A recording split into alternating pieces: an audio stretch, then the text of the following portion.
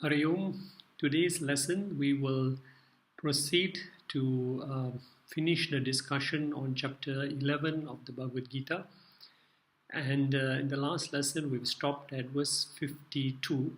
So we will finish the final few verses of chapter 11.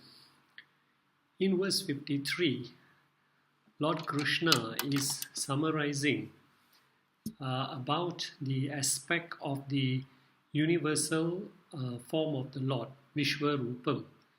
That is how a devotee has, through different sadhana, through different spiritual practices, has been able to tune his mind or train the mind to see the whole world as an appearance of the Lord. So here, Vishwarupa Darshana.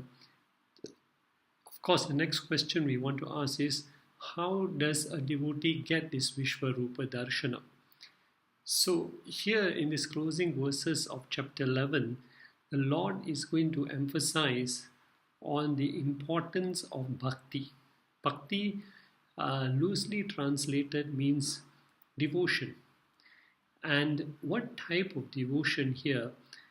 The Lord will describe this in the next verse 54. But first of all, let us see what the Lord is saying in this verse number 53. Now, verse number 53 is identical to what the Lord said in verse 48. So by repeating what he said earlier in chapter 11, verse 48, he's repeating now in verse 53. So definitely he wants to emphasize a very important point. So what Krishna wants to say that the devotees may do several types of sadhanas. Some may read the scriptures, some may do seva, some may do dhanam, charity, some may what we call keep fast or go on pilgrimages. So there are so many different types of sadhanas. But what Krishna wants to emphasize that bhakti is the very important essence in every sadhana. Whatever we do, if there is no bhakti, there is no love, or there is no connection with the Lord, then that sadhana or activity that you do cannot be considered bhakti. So bhakti must be the very essence of all sadhanas, which is what Krishna wants to emphasize here in verse number 53. So he says, Vede. Vede means by the study of the Vedas, evam vidaha, like this. Meaning that even if you are a great scholar of the Vedas, even if you are able to chant the entire Vedas, or you know the meaning of every verse in the Gita, the Lord says, even then, na sakya, it will not be possible for you to drashtum, to see aham, me. So to cultivate this vision of Vishwarupa Darshanam, to see the entire world as an appearance of the Lord, Krishna here says, even if you study the Vedas, even that will not give you this Vishwarupa Darshanam. It is not possible to attain Vishwarupa Darshanam merely by studying the scriptures, understanding the meaning of the scriptures, being able to just mechanically recite the scriptures. Na tapasa. Na tapasa means nor by penance. Even if you do intense, elaborate rituals, all kinds of penance that you do, no matter, because we think the more intense the penance we do, the more the Lord will love us. But the penance also must be done with bhakti, with love for the Lord. It must be dedicated to the Lord. Similarly, like studying the scriptures, it must be done with a love for getting closer to the Lord. So bhakti is the very essence, that emotion that is missing. Many people do sadhanas, but that emotional connect with the Lord is missing.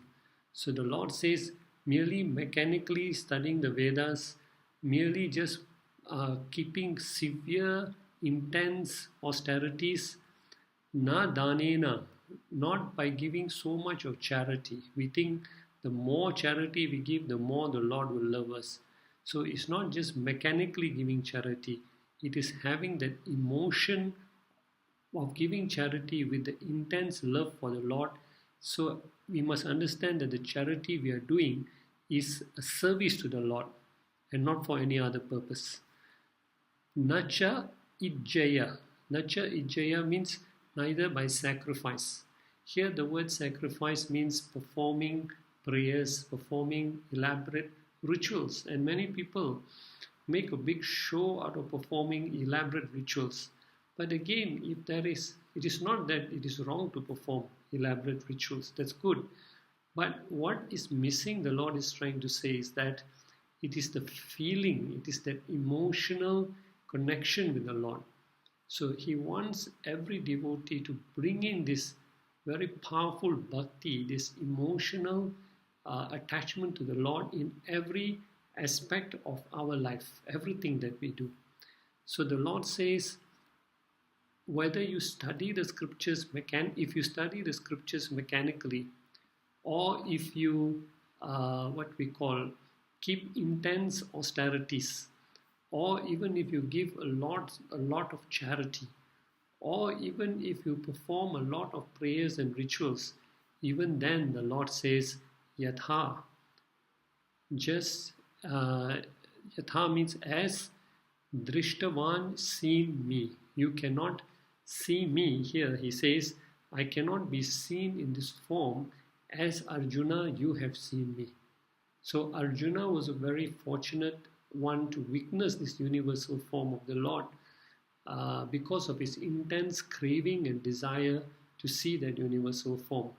So the Lord says, if you want to see me in this form, if any devotee wants to see this universal form of the Lord, there must be bhakti, there must be devotion, there must be intense love for the Lord. And what type of bhakti is this? The Lord describes in the very next verse 54. What does Lord mean by this intense bhakti? So the Lord says, now the word in verse 54, there is a word called tu, T-U, which means to exclude all the other disciplines. That means keeping aside every discipline, the Lord says bhakti is the most important element of every discipline.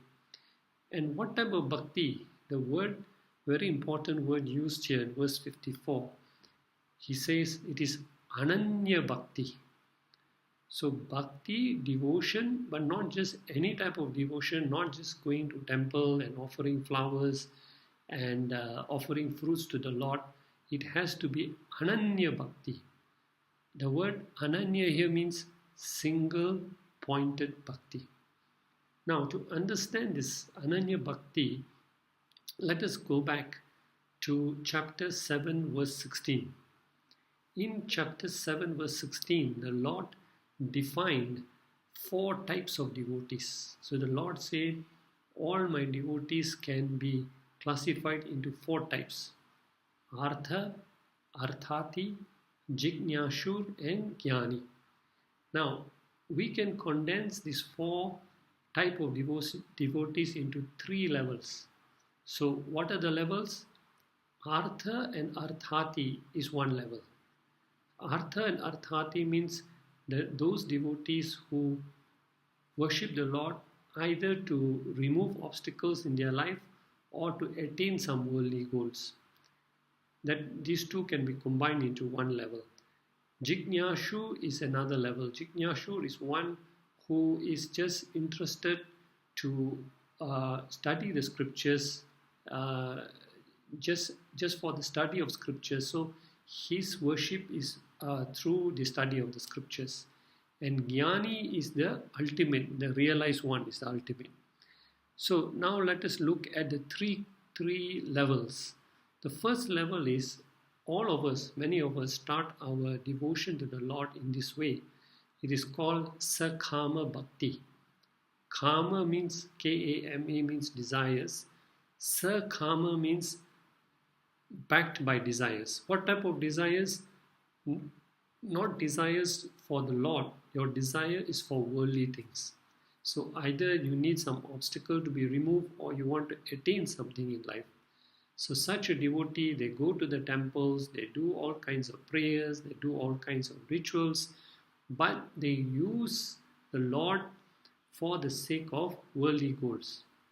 But slowly, sometimes for some fortunate devotees, the mind gets purer and purer as they go on worshipping, even though it is for worldly goals.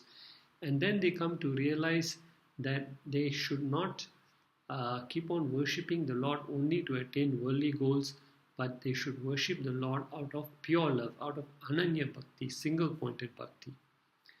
So therefore, everything in this world is the means for me.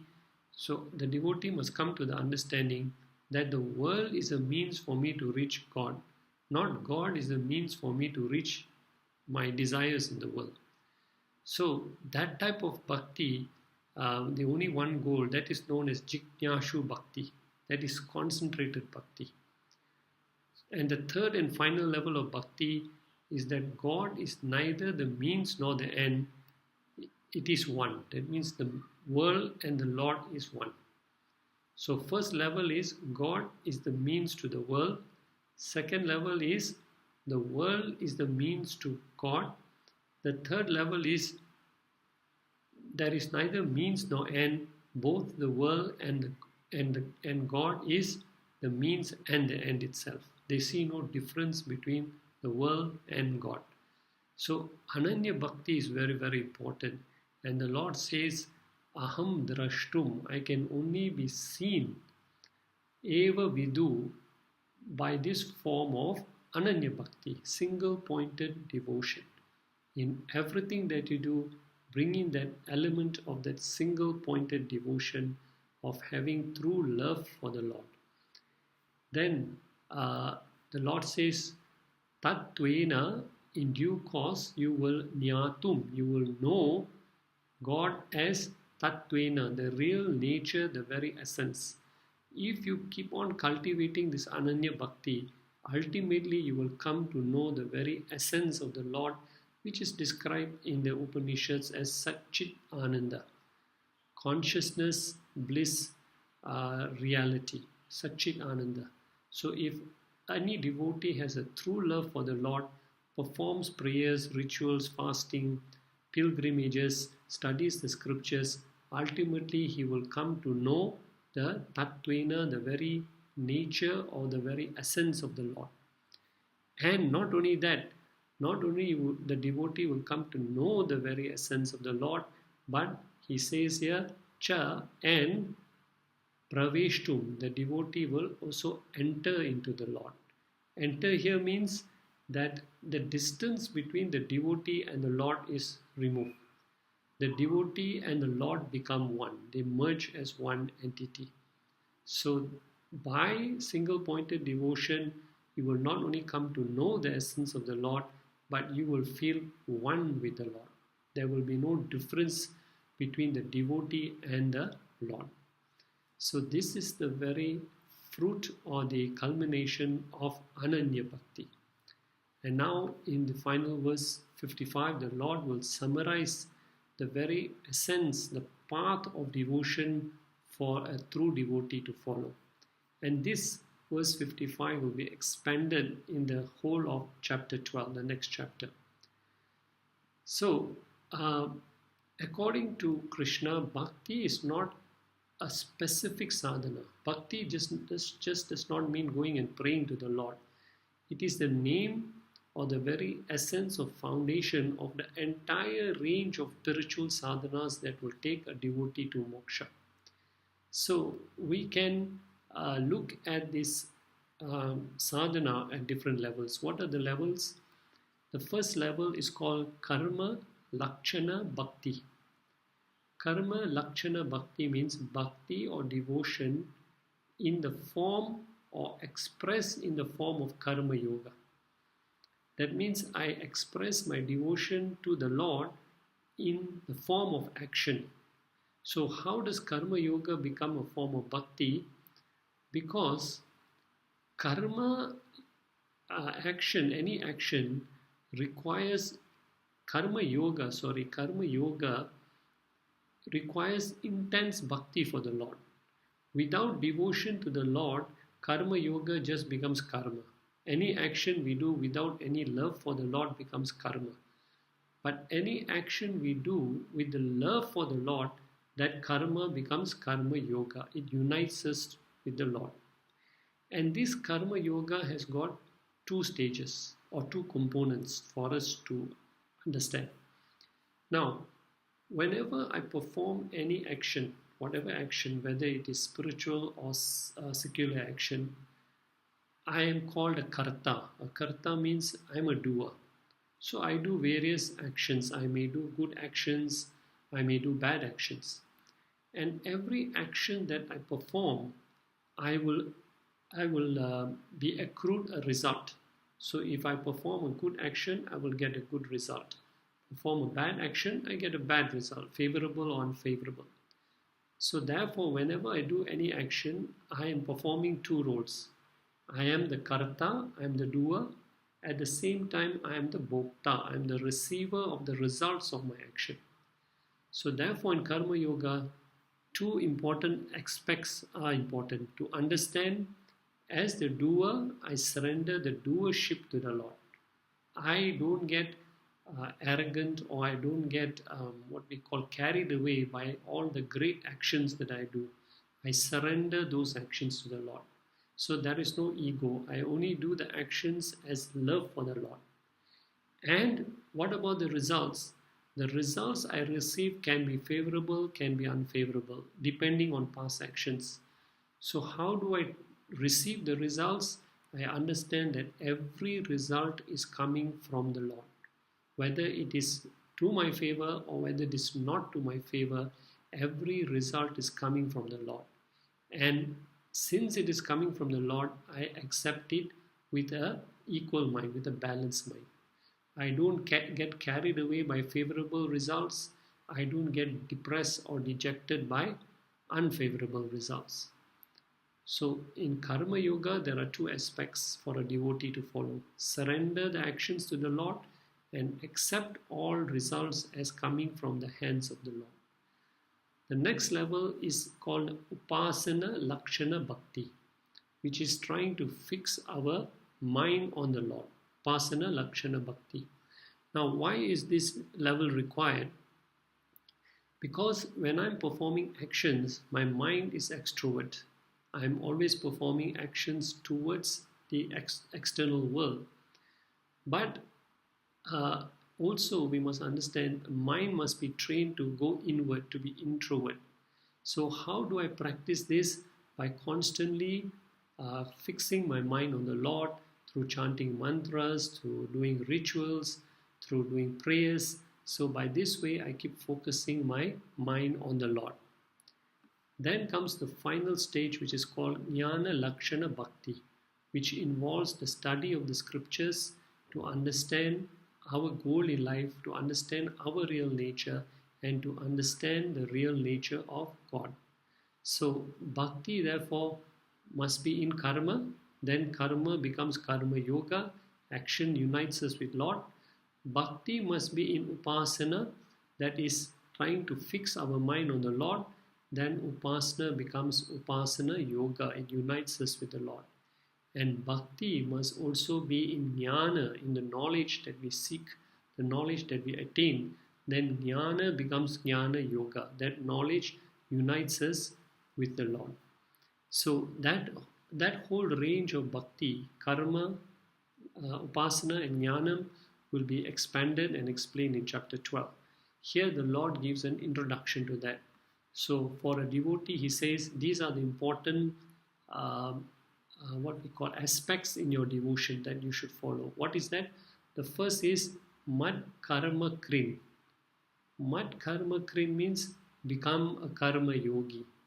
As a doer, perform all actions for my sake. Surrender all your actions to me, and as a receiver of the results, accept them with an equal mind.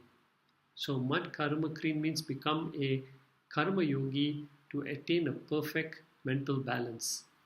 Second, Mad Bhakta, become my devotee. Practice to bring your mind gradually to me, to fix your mind on me through various prayers, rituals, japa, fix your mind on me. So one is dedicate actions, one is dedicate your mind. And Mat Paramo, accept me as the ultimate, as the supreme goal in life. So your actions and your mind must be fixed on the Lord, and we accept Lord as the ultimate goal in our life. So our ultimate goal is not worldly things, worldly objects, worldly desires. What has to come will come to the devotee. But the devotee's mind must be fixed on the highest goal, that is called Mat Parama, accept Lord as the highest goal in life. Next instruction for the devotee, Sangha Varjita. Sangha means attachment, Varjita means devoid of attachment. So what the Lord is saying, drop your attachment to the world. Free yourself from longing for external objects. And how? By intelligent withdrawal. By understanding that the world cannot offer us permanent security. Everything in the world is subject to arrival and departure. Whenever we depend on anything external, then we will be subject to ups and downs in life. So whatever you have in life, understand that nothing is going to be permanent. Enjoy whatever you have, enjoy it. Whatever you don't have, don't hanker or be obsessed by it. And whatever is lost, don't get despondent over it.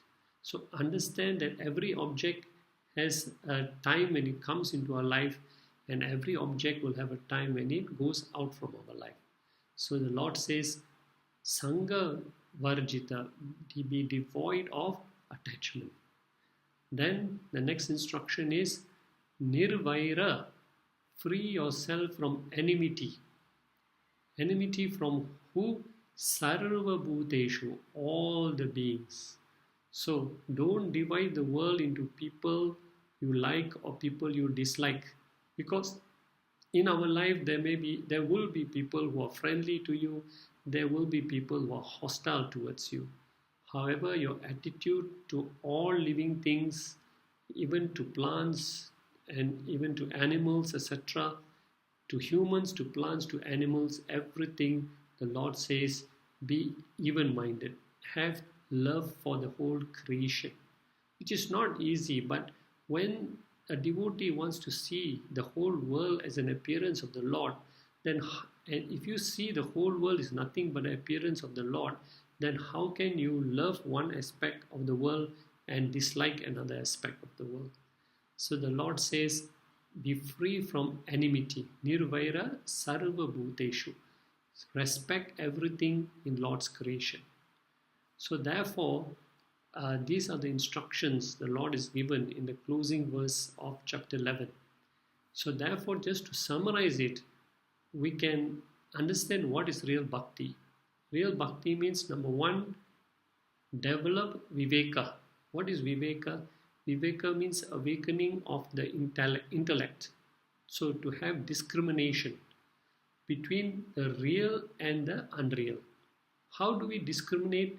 Now when the scriptures say there is real and unreal, real means that which is permanent, unreal means that which is constantly subject to change, constantly subject to arrival and departure.